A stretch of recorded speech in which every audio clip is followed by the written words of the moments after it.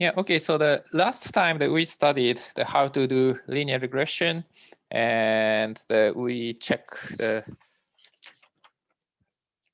yeah, so all outputs of the LM function. So the residual standard error or multiple R squared and so on. Okay.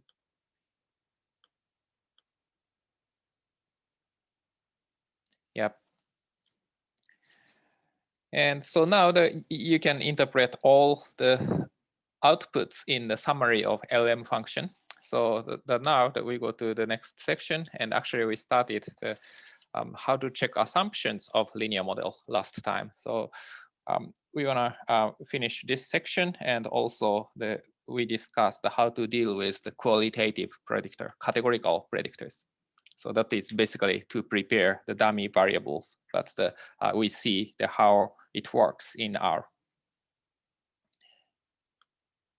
Okay, so okay.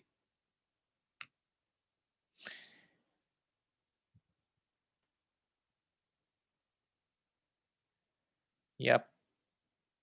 So yeah, so I assume that you see the screen, the slides. So there are several things to check if the assumptions of the linear model is satisfied. So the key assumption is in this error term. So the y is the linear combination of x plus epsilon, and epsilon follows the normal distribution with some constant variance and independent and identically distributed. So yep. So there are several cases to violate assumptions. So one is the nonlinear relationship between predictor response. And the second one is the correlated error terms. So the errors are not independent. So even if we have many observations, actually it doesn't have much information, and some statistics such as standard error or t-value or p-value of coefficient isn't accurate. Or non-constant variance of error terms, the heteroscedasticity. So the different observations have different variance.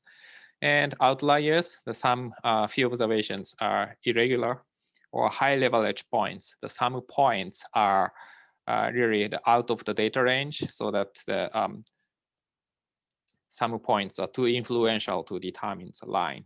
And the collinearity, the two predictors are so similar, so it's hard to distinguish it. Yeah, and non-linearity, I think that we discussed this a little bit last time. So sometimes if x and y doesn't have a linear relationship, for example, if y is the quadratic function of x plus some epsilon,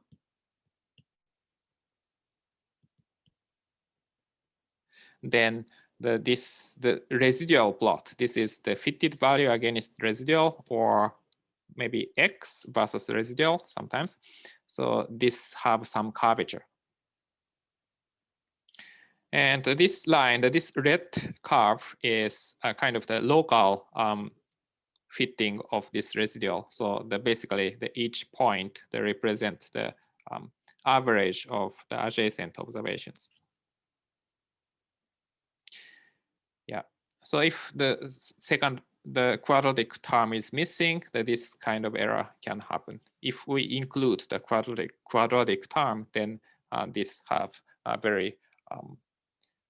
is very flat and almost no tendency. Yeah, so at first, if we see some nonlinear relationship between x and y, before introducing quadratic term or cubic term, try to transform the x and y. So the simplest relationship is some transformed y on transforms x, right? So for example, if the log of y is just proportional to x, or even maybe square root of x, then it's much simpler than introducing another term. So that is one thing to do.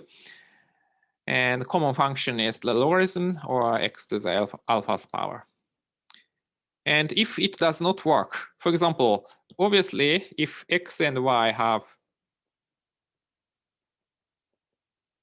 for example, this kind of relationship, it's not monotone. So you cannot use any transformation to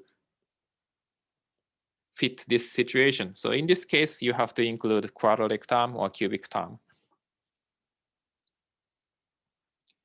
Yeah. So next we think about the correlation of error terms. So epsilon is so when epsilon, I mean epsilon 1 to epsilon n in general, that we have y subscript I is equal to the beta naught plus beta 1x x1 plus up to beta p xp.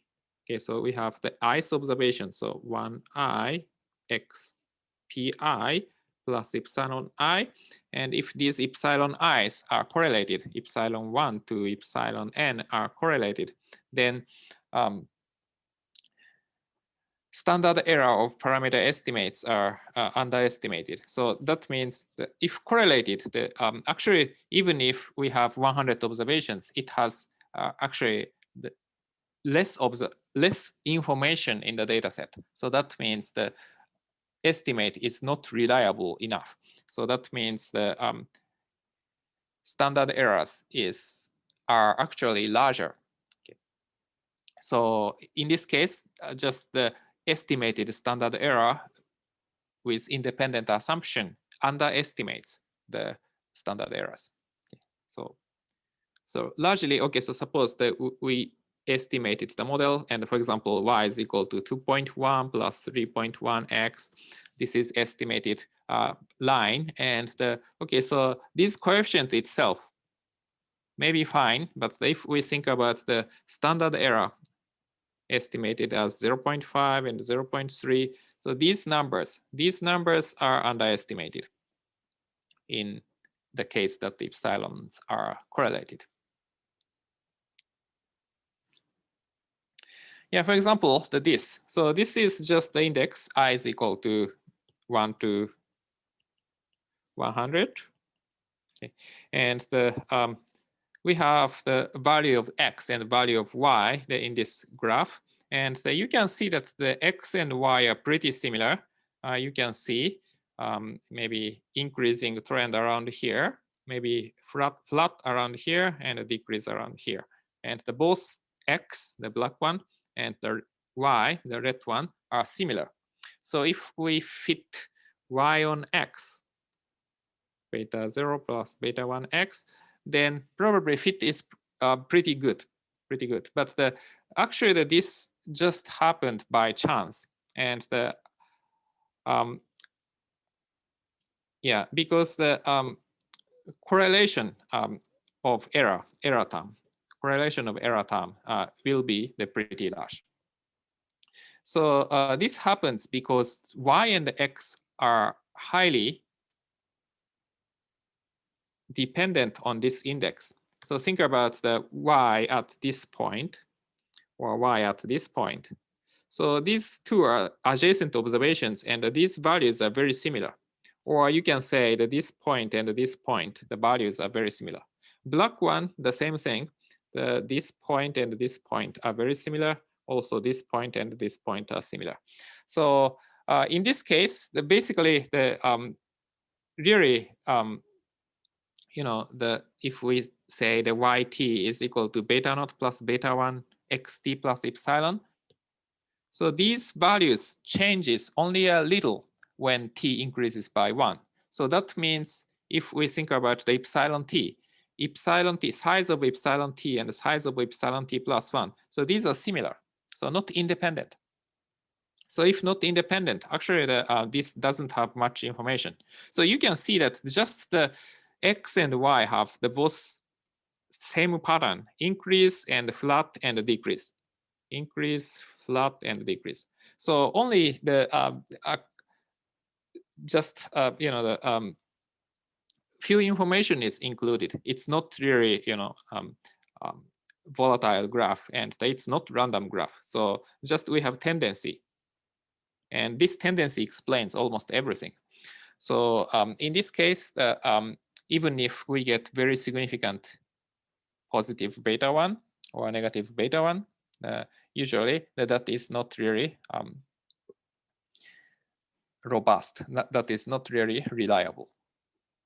And actually, this X and Y are just the two random paths. So the two random walks. X and Y don't have any relationship actually. So I just generated the two random walks. So it's not related at all. But it looks highly correlated. Probably I generated maybe 5 random walks and choose the closer ones. So that's the only thing I did. So in this case, we have some trouble. So this is another way to see the previous graph, the relationship between X and Y. And the adjacent observations are pretty similar. So probably if we start with x1, y1 to x1, y1, x2, y2, up to x1, x100, y100, then probably we connect just the similar observations like this. So t is equal to maybe 1, 2, 3, 4, 5, or something like that. And still that we can see the positive relationship between X and Y, but since errors are correlated, the estimated coefficients are not really this correct.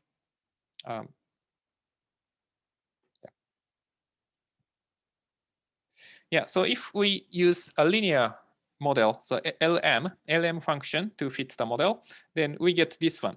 So Y is equal to 5.3 plus 0.47x. And what's the standard error for coefficient of X? That is 0.09. So it looks highly significant. Actually, the p-value is very small, and the t-value 5.07. So it's pretty large. But actually, this estimate, 0.09, isn't really reliable because observations are correlated. So actually, these are residuals. So this is residual, so epsilon hat, and this is I. So this is highly correlated. So if we randomly pick the two adjacent observations, always these are similar, this and this, or maybe this and this. So in this case, you have to account for the fact that these two are correlated. And actually, the sample correlation between epsilon t hat and epsilon t minus 1 hat is equal to 0.925. So that we calculated the correlation coefficient of observations epsilon 1, epsilon 2, epsilon 1 hat, epsilon 2 hat, epsilon 2 hat, epsilon 3 hat, up to epsilon 99 hat and epsilon 100 hat. So we think about these 99 pairs and check the correlation, calculated the correlation coefficient. That is 0.925. So we have the problem in the assumption, the violation of assumption. So this is epsilon t minus 1. Sometimes we use E instead of epsilon hat. And so how to deal with this situation? So the first thing about especially the time series data is the take difference. So xt is highly correlated. So sometimes, so maybe think about just simple case. Xt is equal to some constant plus epsilon t. Then epsilon t is highly correlated. But if we think about the difference between this, sometimes often this is not related, correlated. So this is the xt minus 1. So this is actually the alpha plus epsilon t minus epsilon t minus 1. And if we go one term more, then that is epsilon t plus 1 minus epsilon t. And these terms are not correlated often. So in this case, then we can just use this variable instead of the original xt, especially that this is important for the response variable. So maybe the delta of yt we think about, then we can avoid the dependence in error. So that is often the case. And another way is the estimate parameter with accounting for correlation between errors. So that is more direct method. So just we put some option in LM function, then we can estimate the standard error more accurately. That is called the generalized least square, GLS. And that can be done by this. So this is the correlation, the assumption of the correlation between epsilon t and epsilon t plus k. So this basically assumes that the correlation between the t's error and the t plus k's error is equal to alpha to the power k for some alpha. So correlation is between 1 and -1. So alpha is between -1 and +1 also. And the alpha is estimated inside the GLS. And then we get this. And actually, the estimates are also different, but the estimated the parameters are here. And the x, actually the size of the coefficient is much smaller than that we originally see. So this happens because the large coefficient of x just caused by a coincidence. So if correlation is high, often we have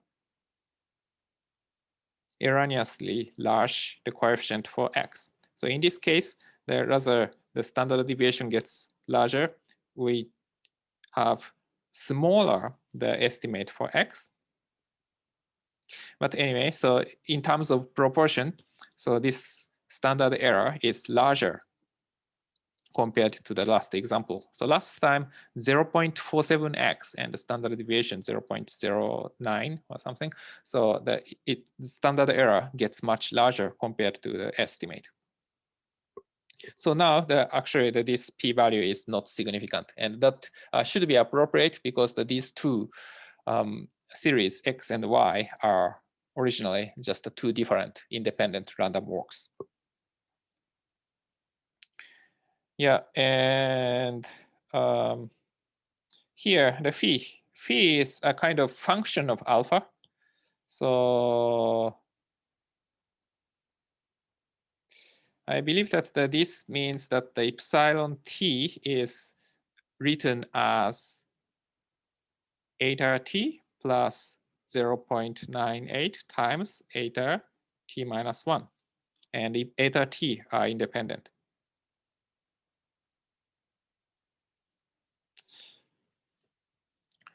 So eta 1 to eta 100 are independent. Yeah, so in this way, you can see the epsilon t and the epsilon t plus 1 are correlated. Oh, sorry, it's not, sorry, 1 plus epsilon t, sorry. So this is not the case, sorry. The epsilon t is the 0.98 times the epsilon t minus 1 plus some coefficient eta t. So epsilon t is largely determined by epsilon t minus 1, but we have some error term. So we have a little larger. So the epsilon t is a little different from epsilon t minus 1.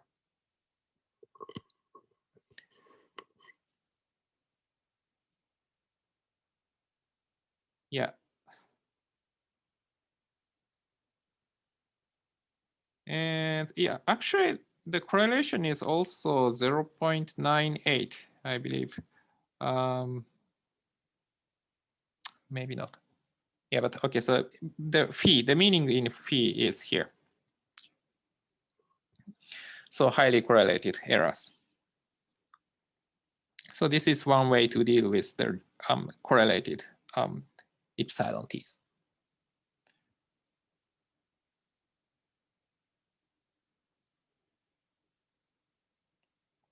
Do you have any questions so far? So practically, so at first we fit the y on x, then we see residuals and check the assumptions on the residuals. Residuals are highly correlated. Then what we should do? Either we take the first difference on the response variable, or if it doesn't work well, we can use this GLS to fit the data. So at least the estimated model and standard errors are more accurate. I have a question. Yeah. In the original model, it showed that the adjusted, or both the R-squared, multiple R-squared, and the adjusted were, I think, really poorly. Was that just by chance, or is that typically common? This 0.2? Yeah, because it shows that it's not a good model. Right. This just depends on the case, and sometimes it is actually very high because of the the dependence. So sometimes just by chance, the y and x are very similar. So in such a case, the multiple R-squared is very high. In this specific example, the x and y are independent random walks. So anyway, so just by chance, originally these two are independent random walks. So that's why R-squared is low. So this is not really always the case. So sometimes it has very high R-squared.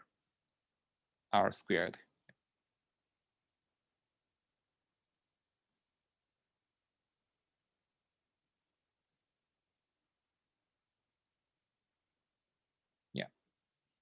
So rho R-squared is just specific for this example. Just yeah, it's not always true.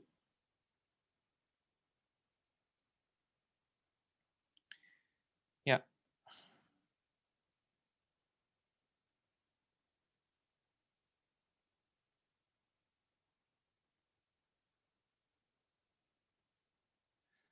Okay, so next we think about the non-constant variance of error terms. So sometimes the different observations have different variance. For example, in the stock market, in some year or in some specific months that we have higher volatility. For example, last February or March, just the COVID, things happen, and then stock market is very volatile because of uncertainty. But sometimes the stock market is very stable. For example, maybe during the 2019 or something. So it's very stable. So the size of sigma changes over time sometimes. Or even just observations. Think about, for example,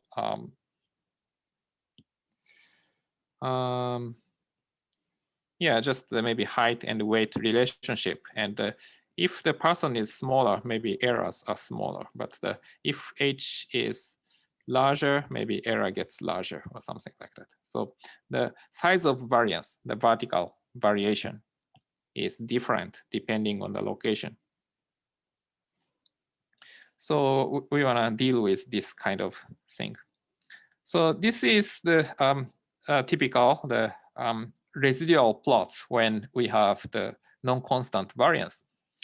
So here the residual, so epsilon hat, and here fitted values. So this is the y hat. But y hat is basically beta naught hat plus beta 1 hat x if we only have one predictor. So you can just regard this as x. Anyway, linear function of x. So yeah, and you can see the variance is smaller here and larger here. Yeah, so it violates assumption. So what's the problem?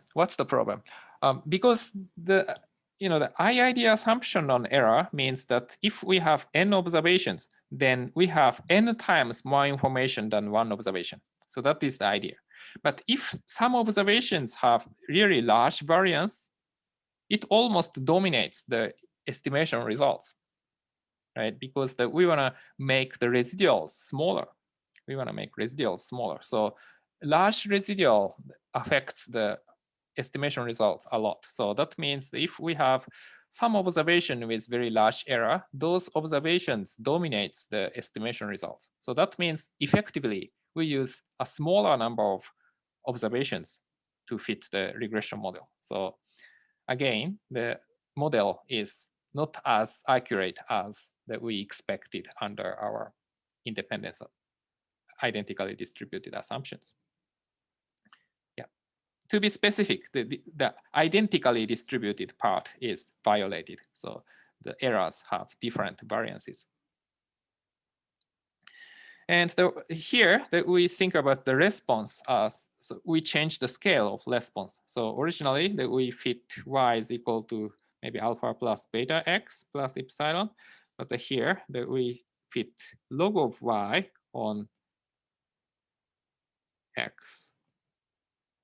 Sometimes you have to take the logarithm of x also, but here I think the log of y is fit on intercept and x. Then the errors are more identically distributed. You can see the here and here almost the same. So this band have the same width throughout all fitted values.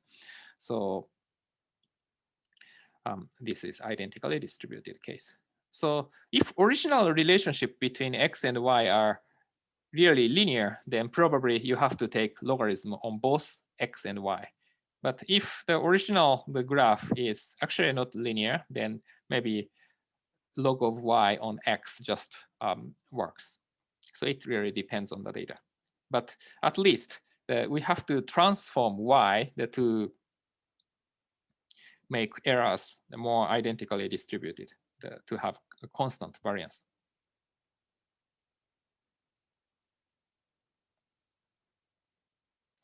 Yeah, and another thing is error size is different because of the more, the logical reasons. So suppose that you want to investigate relationship between height and weight of college students and collected mean height and mean weight from 100 colleges. So there are 100 data points. Each data point represents one college. But errors are not expected identically distributed because a smaller error is expected for college with larger enrollment.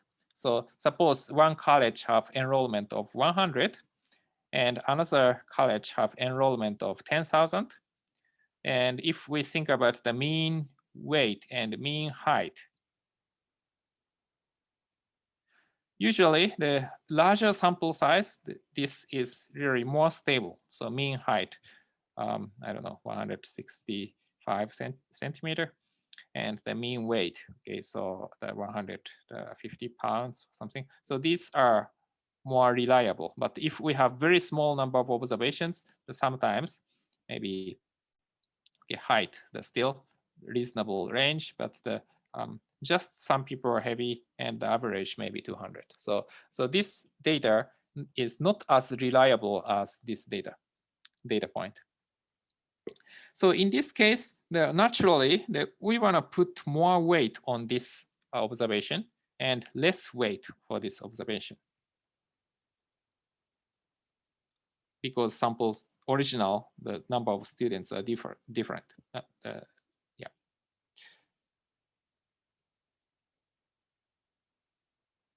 So this is called the weighted least square methods.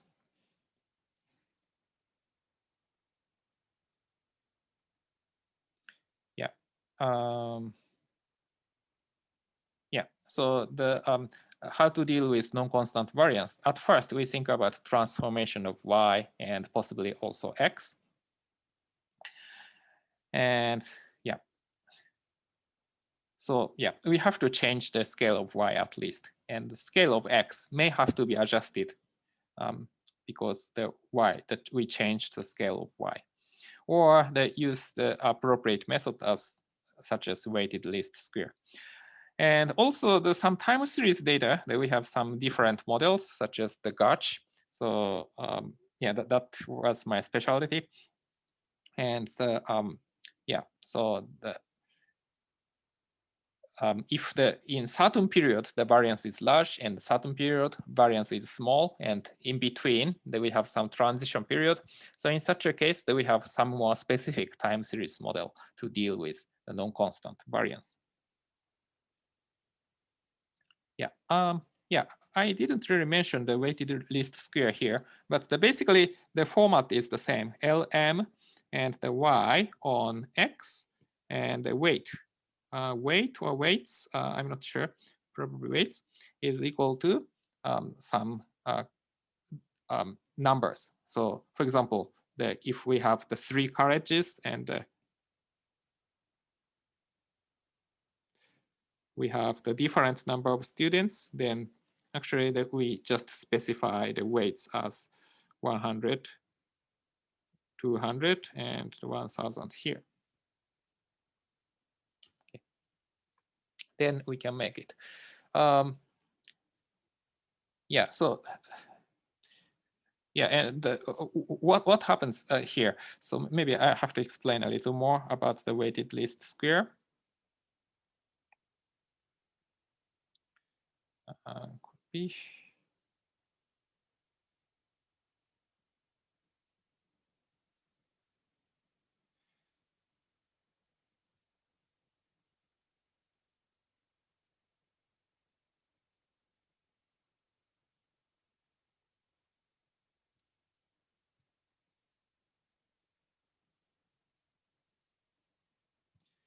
Yeah.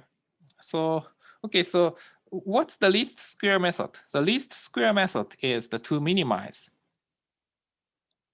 So least square method minimizes the summation of errors. Right? But the weighted least square method minimizes the summation of weight Wi times epsilon I square. So if we have more important observation, we can put a larger weight. In the previous example, the more students, more reliable data points. So we have proportionally larger weight. So that is the weighted least square. And how to determine weight? So if we have the underlying sample size, then we have to put just weight as the underlying sample sizes. So why? Because suppose that the epsilon I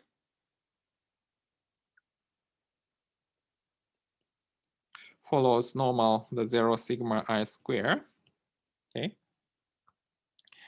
Then the reason that we minimize the sum of epsilon I square is that likelihood function is proportional to epsilon I square.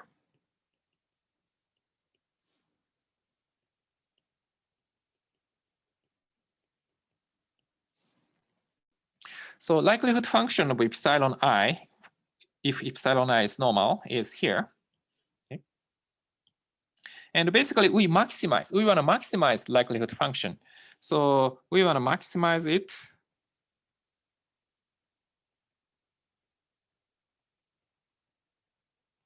So that means that we want to minimize the negative of this.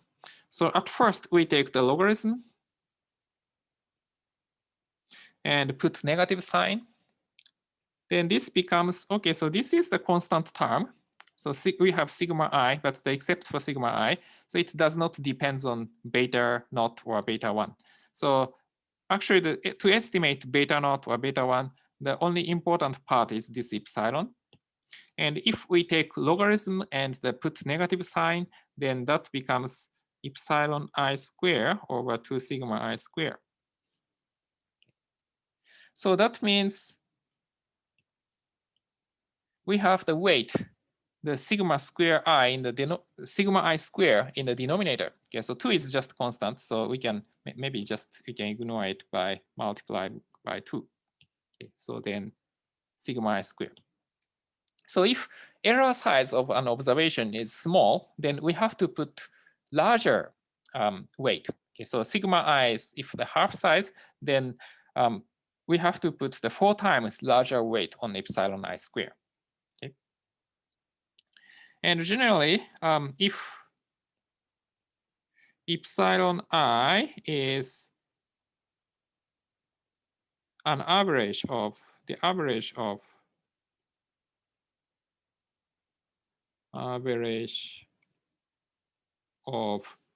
n observations, maybe I would say ni observations, then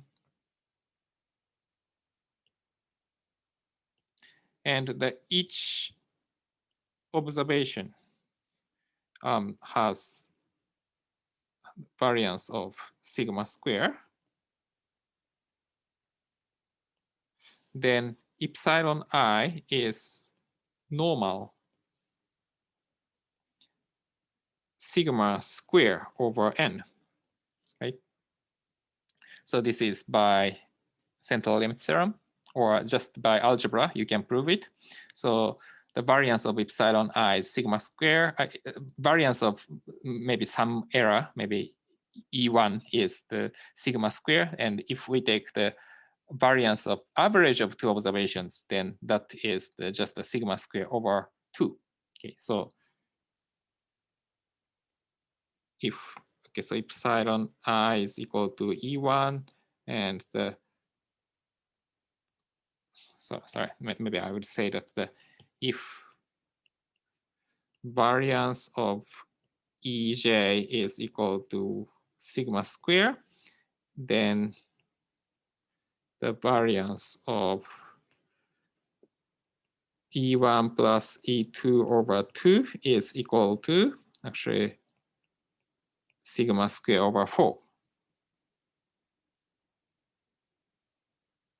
No, the sigma square over 2. Sigma square over 2.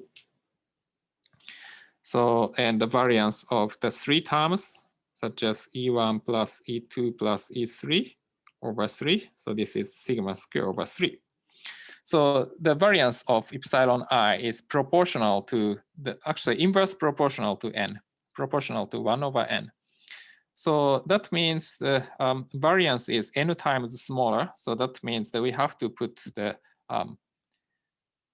n here. Okay, so if sigma is so larger observation, the one observation is from a large sample size, then we should put the large number here. So we have to multiply n by epsilon I square in terms of this likelihood function. So that means that we have to put the weight n sub I here. So n sub I here. So that's why we have to put the weight as this.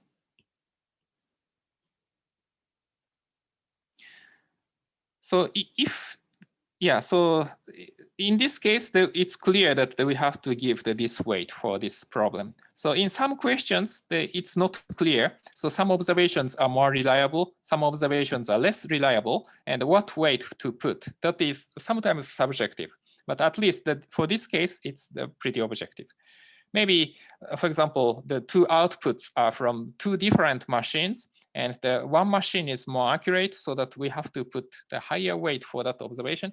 So in such a case, it's not clear what weight to put. But at least if we have some justification for the weight, then we have a better estimate by weighted least squares. Do you have questions? So weighted least square is at least very useful when you know the weight for each observation. So relative accuracy of each observation.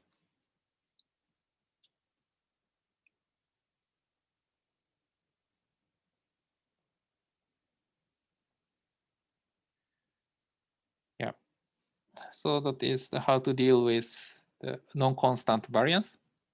So next, outliers. Outliers probably you have heard of somewhere, at least if you studied linear regression. So outliers have several meanings. So one thing is just the value of y is extreme. So for example, if we have the data x and y, then maybe some large values.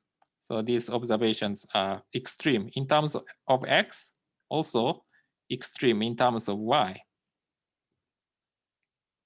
So that is one way to define the outlier. And another type of outlier is, okay, so it's not extreme in terms of x or y, but the relationship between x and y is extreme. For example, one observation is here. Then, okay, so this isn't extreme in terms of x coordinates, actually almost the center of these observations. And in terms of y, actually this isn't really largest observation. So it's not outlier, but in terms of relationship between x and y, it's an outlier. So we have two meanings. So how to deal with this? So one problem is that the outlier makes the estimates more unreliable because anyway, so these observations have large impact to determine the line.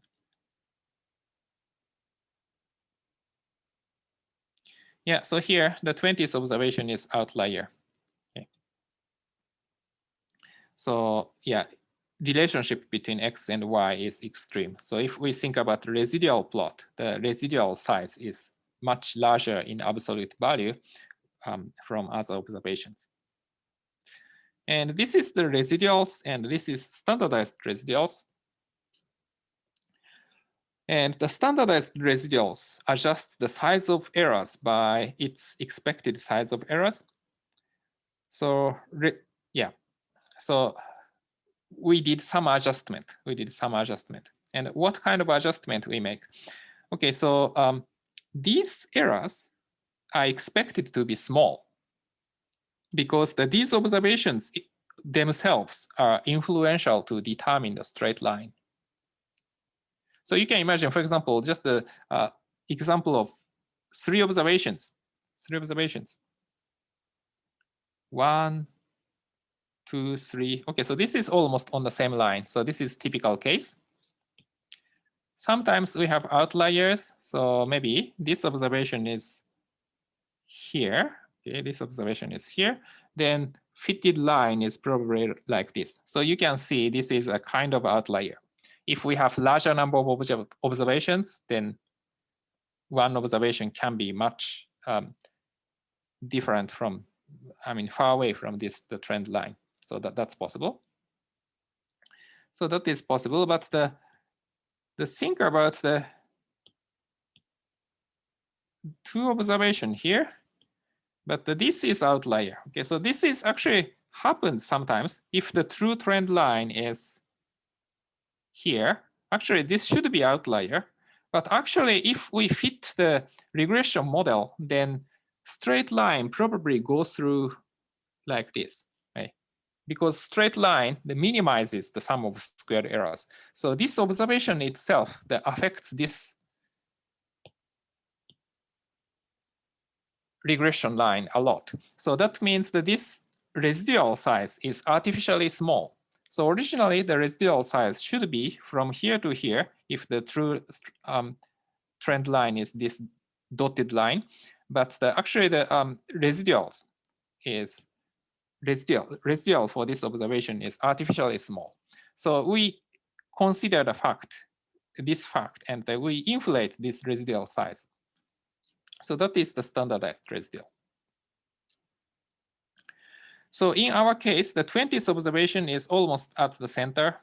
So that means originally the variability is, the residual size is almost the same as the true size. But these ones, it will push down. So the residual makes smaller.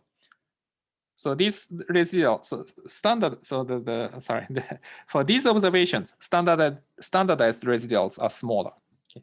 So that means that this observation has relatively large standardized residuals. So that's why this value is larger than this. So this is 4.5 maybe, but this is 6. Yeah, anyway, so standardized residual is a better measure to see the outliers, and this is an outlier. And how to deal with outliers? So this isn't always easy. So one is the problem in data collection. So especially if human measures something, so we have to narrow down which observations are problematic, and we see if there is any recording errors. So yeah, if human measures something, that we just check the context. For example, the one observation is made by some, the person, inexperienced person, so that he or she may make more errors. Then we have to look into it, or yeah, so there may be weight height data. Some people report the numbers in centimeter instead of inch, or meter. Maybe weight in kilogram instead of pound. So that kind of error should be corrected. Yeah, and also always it's good to check if the estimation is robust. So okay, so we have observations, one observation, one outlier. Okay, so like this. But if this doesn't affect the regression line much, that's fine. If we include all observations, then fitted line is this. And if we exclude this, then fitted line becomes this. Then probably it doesn't really matter. So the difference is small. But if outlier changes the straight line a lot, maybe changes slope significantly, then it's problematic. So it's good to check if the result changes when outliers are dropped. And another way is use a more robust estimation method, the quantile regression and M estimation. So the idea is that we penalize the squared residuals. So this is, okay, so epsilon 1 hat. And we take square and we minimize the sum of squares. So square means actually the outlier have a lot of influence. So this residual size doesn't really matter, because if it becomes square, so we square it, then this becomes really small. So really the large error dominates the estimation results. But the robust regression method, the penalized error less. So for example, quantile regression, the penalized the sum of epsilon I absolute value. So even one error is large, that doesn't affect much. Epsilon I square is much larger if epsilon I is large. And M estimation, the more general function. For example, epsilon I, maybe even to the half power, or generally the minimize phi of epsilon I, and the phi is some function. So that is M estimation. Yeah, and the quantile regression, the name comes from the median. Okay, so suppose we have data x1 to xn, then minimize summation of xi minus alpha I is equal to 1 to n. What's this alpha? So I mean, what alpha minimize this quantity? When x1 to xn are given, what is the number alpha which minimize the sum of squared errors?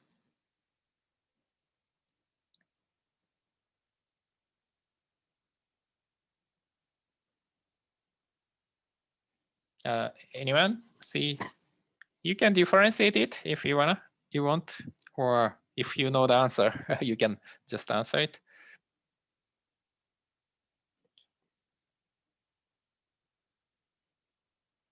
Yeah, so okay, so we think about, okay, so this as f of alpha. Okay, so then we differentiate with respect to alpha. then this becomes the, okay, so 2 times summation of xi minus alpha. And we equate to 0. Now you can see what's the alpha hat, right? So we can just equate this to 0. Then you can see if you move alpha to the right-hand side, we divide by 2, then alpha hat becomes x bar, right? So the mean corresponds to the least square method. But the what's the alpha which minimize absolute value of xi minus alpha? Can anyone guess the answer?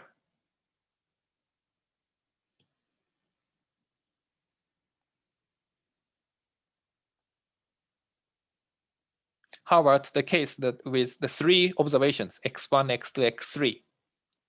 Maybe x1 is 1, x2 is 10, x3 is 100. So what is alpha which minimizes the total distance between xi and alpha?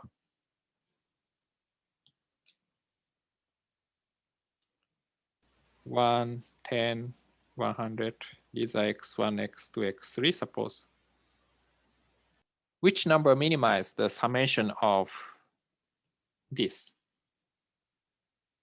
Absolute value of xi minus alpha. You can guess, Would it right? be the median? Yes, median, yes. Because right. the median isn't really affected by outliers as much as the mean. That's right. So median is the answer, right? So if the median is here, the total distance is smallest. If we move this point to another point, actually the distance gets larger, right? So if we put, okay, this as alpha, then alpha becomes this distance times 2, but it becomes smaller by this distance, but the in total distance increases. So median, yeah. Is it always the median or just because it works out in this case? Always the median. Okay, thank you. Yeah, and if in some case, suppose we have 4 observations, then x1, x2, x3, x4. So any point between these 2 points can be a solution. In that sense, it's not exactly the median, but at least the median is the one of the best solution, always. Yes. So median is 50 percentile, right? So that is a quantile point.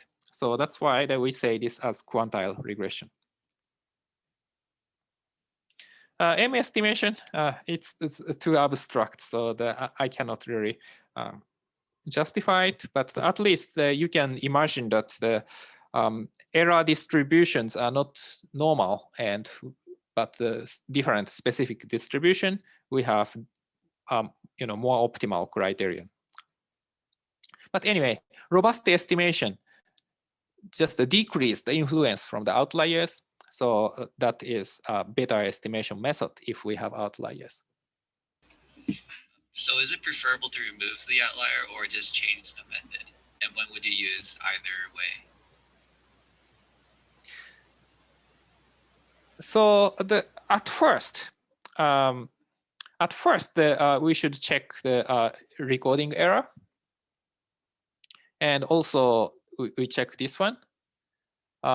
But if you cannot avoid it, then you can use robust estimation method. And it also depends on the problem.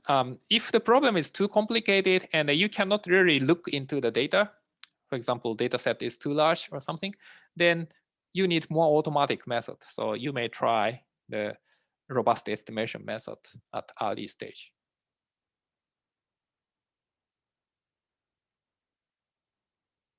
Yeah. Yeah, I think it's always difficult to deal with outliers. So suppose you believe that one observation is recording error, so you have to remove it, but you cannot justify 100%. Then how to do that? So it's a difficult question. And Logically, if some errors, recording errors are there, you have to remove it. Yeah, and yeah, and also, yeah. We have to mention that what's the benefit of least square? Usually, this is more efficient. If the assumption is correct, that this is, better. So it converges faster to the true answer. So just try least square first. Then if we have a lot of problems, that we have too many outliers, the error distribution is too skewed or something, then try robust estimation. Then, yeah. So the method is weaker, basically weaker. So that it's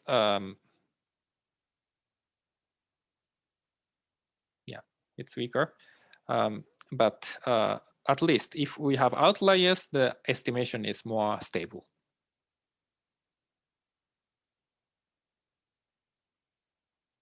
Yeah, so try the least square first. Then we have troubles, then you go other ways.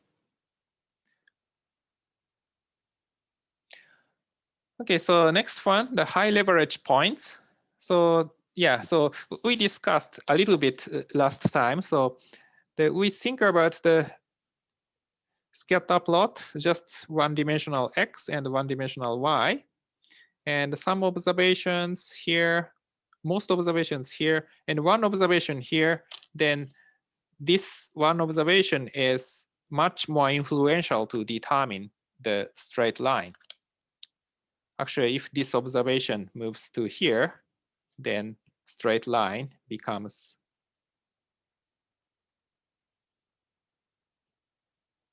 like this. So it changes the straight line a lot.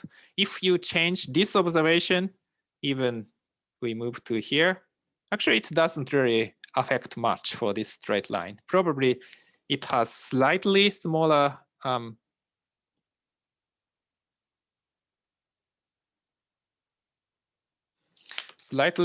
smaller slope, but they're almost the same. Because basically around here, other observation determines the value of x, value of y. So this is too influential. So how to define influential points? So influential points are basically the points away from the center. So the center of the data is, in this case, around here. Right, so the center of the, so most observations are in the yellow circle. So this is the center, and this observation is far away from center. So that's why this is so influential or have high leverage. So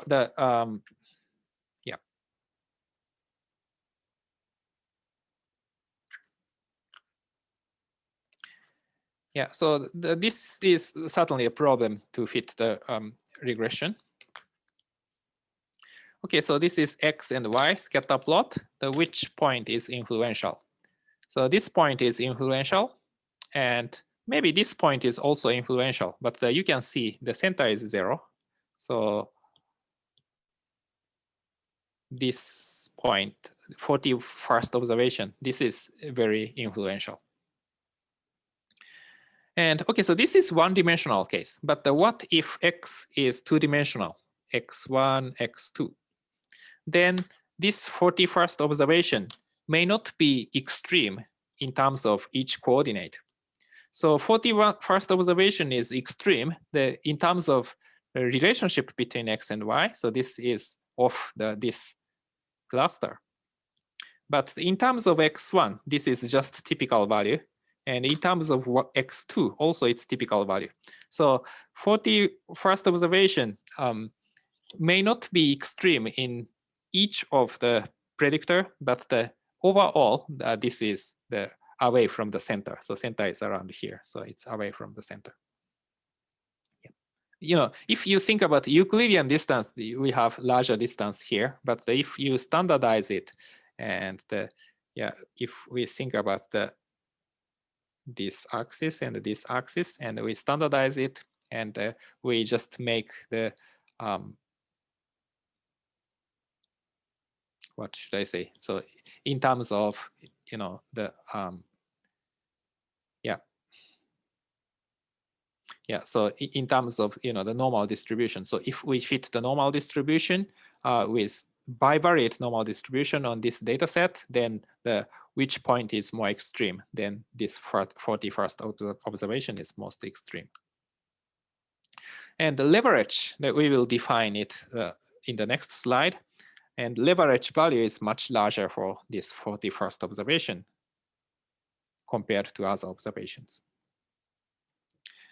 This 20th observation.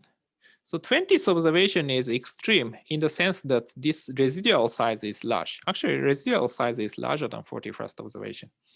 But this 20th observation isn't necessarily too influential for the regression line.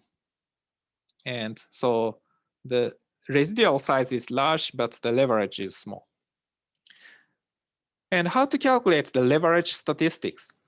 Leverage statistic is defined by this quantity. So first thing that we notice is that this entirely depends on x, not depends on y.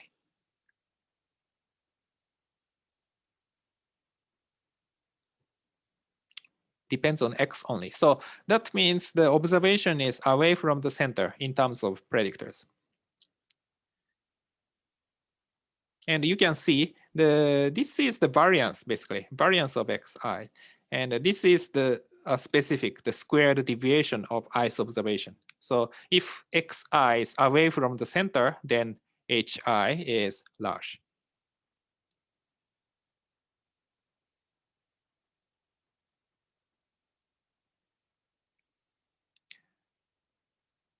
Yeah.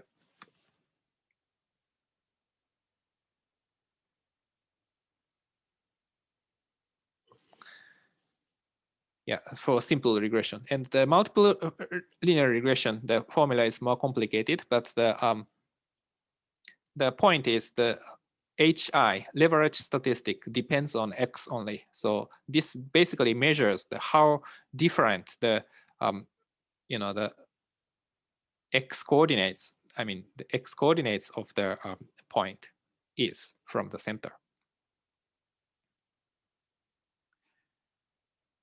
Yeah, and h sub I is between 1 over n and 1.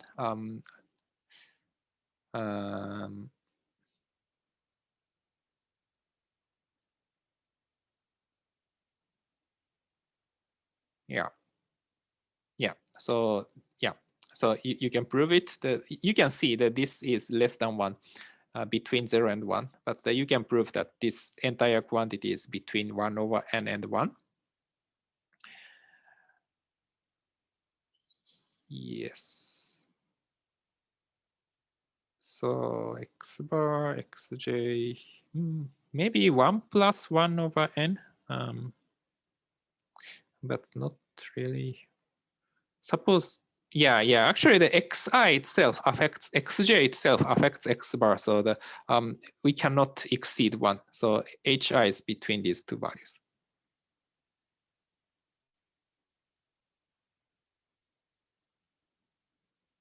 And when p is the number of predictors, then the mean leverage is p plus 1 over n. So it's almost about the, oh yeah, so yeah. So if p is 3, then 4 over n. Yeah, so there isn't really the clear threshold when leverage is a problem, but here, at least we have the trouble if this is too large. So if we take the summation of hi, if we take summation of hi from I is equal to 1 to n, then this becomes 1 plus 1, 2. So compared to 2, if this number is too large, then that's a problem. So 0.25 means, roughly speaking, that this 41st observation have the 1/8 share in the total hi. So that means one observation determines a lot. So if this is too high, it's a problem. And how high? There is no specific criterion. Yeah, and how to remove or how to solve the problem of high leverage points. or influential points. So first thing is the transform x and y, and transform x, but usually also y. So you can see that the originally that we think about this situation, so this graph, okay. And the problem is that this observation is so extreme, but usually that happens because the scale is not appropriate. For example, this is the sales data, X is the sales data. Some companies have really large sales. Very few companies have very large sales. And many small companies are here. So in such a case, usually the log of X is more appropriate scale. Then, so this point comes around here. So the more uniformly distributed data. So the change scale of X, especially take the logarithm or square root of X, that is useful. And also Y. For example, the sales profit data. Usually a small number of companies have very large sales and profit. So take logarithm makes more sense.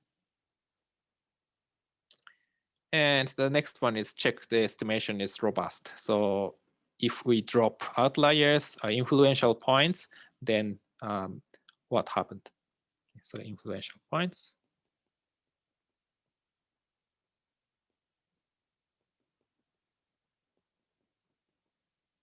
So we are talking about influential points. So if we remove influential points, then what happens? And sometimes it's good to separate the cases. For example, if data looks like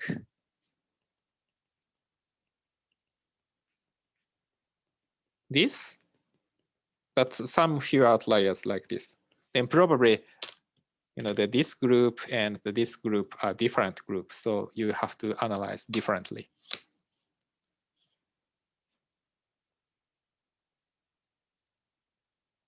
Yeah, so this is how to deal with influential points. And the collinearity, so this is important concept for linear regression. So the point is that, okay, so the regression model, we think about just the regression model with two predictors.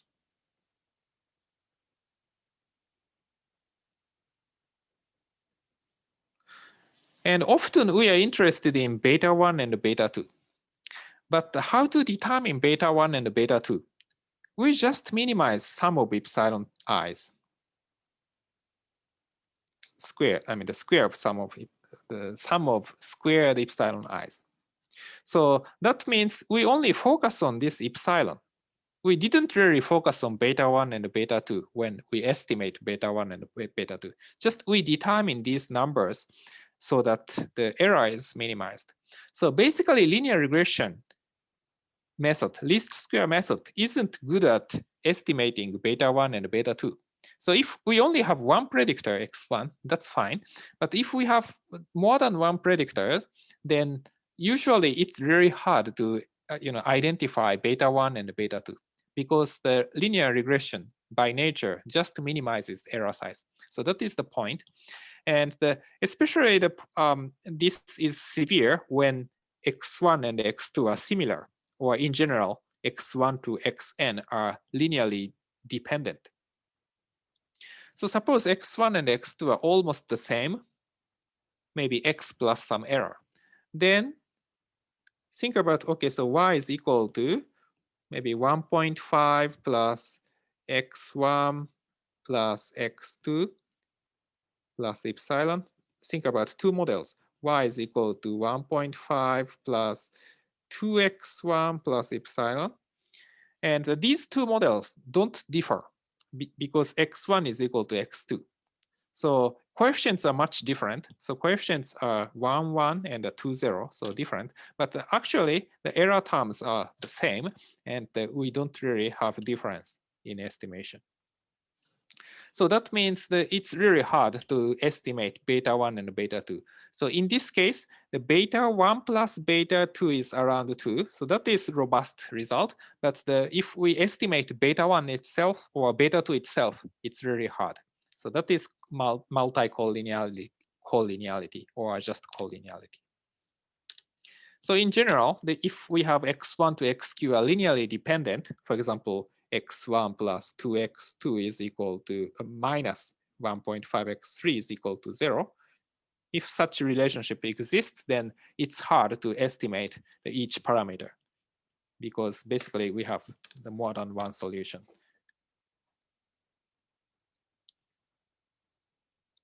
Yeah, so this inflates the standard error of estimated coefficients because beta 1 and beta 2 are indistinguishable, or yeah, so sometimes it's we have a problem to see the significance of the estimates. Yeah, example. So this is credit data, the balance of the person's debt by age, limit, and rating. So age affects the balance. So if you are very old, maybe you cannot borrow too much money. The students usually not that bad in terms of the credit. So yeah, but anyway. And the credit limit also affects balance. That is reasonable. And also the credit rating affects balance. If the credit rating is high, maybe the limit is also high, but the rating is high. Actually, if you borrow a lot of money and you just pay off those money, actually the credit rating gets higher. So naturally, rating and balance are related. Yeah, so think about these three predictors: age and limit and the rating. And we think about the fitting balance on age and limit, or balance on rating and limit. And the first one is good because age and credit limit are not correlated to each other. So we have a kind of more independent information here. So if you combine these two, we can better explain balance. The second one, rating and limit, actually the more likely to be related to balance, but the rating and limit are really similar variables. So if we put two, we have problem to distinguish what part of balance depends on rating and what part of balance depends on limit. And here is the estimation result. You can see in the model 1, we have the coefficient for age and limit, and both are really significant. Actually, standard errors are smaller compared to the coefficient size.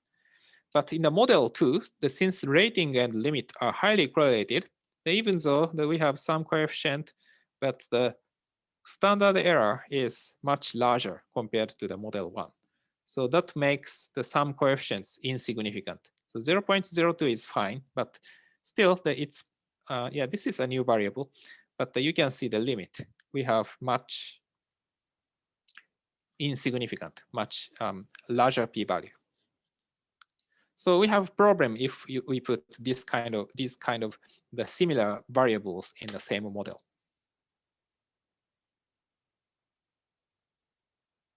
Yep. And what's happening for the multi-collinearities here? So this is without multi-collinearity, and this is with multi-collinearity. With collinearity. Okay. And so without multi-collinearity, the estimate is pretty accurate in the sense that this width is small. So this is 0.03, and maybe around here, only 4. Okay. But here, okay, so you can see in the second graph that this width is much wider, negative 0.15 to 0.2, so 0.35, more than 10 times larger. And this happens because it's hard to distinguish the contribution from limit and the contribution from rating. So remember that in the last slide, if x1 and x2 are the same, the we cannot distinguish y is equal to 2x1 and y is equal to x1 plus x2, or even y is equal to 2 times x2. So these, the coefficients, set of coefficients are indistinguishable. So in the first one, the coefficient is 2 and 0, and the second one 1, 1, and the third one 0, 2. So these three estimated values are in reality very similar. So these are basically represented by this contour plot. So this is the likely value of the beta limit and the beta rating. Okay. If beta limit gets larger and the beta rating gets smaller, almost we get the same y. So we cannot really distinguish this. Yeah.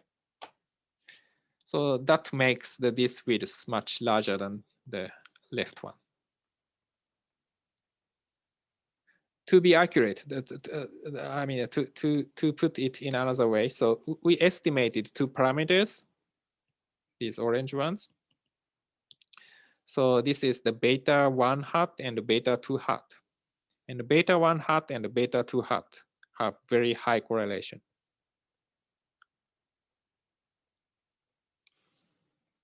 Maybe negative correlation here, so maybe negative. Yeah, of course, sometimes the positive correlation close to 1. Yeah, so these are the phenomenon of the multi-collinearity. So the next time that we discuss another measure for multi-collinearity, that is variance inflation factor, then yeah, then we go to the next section.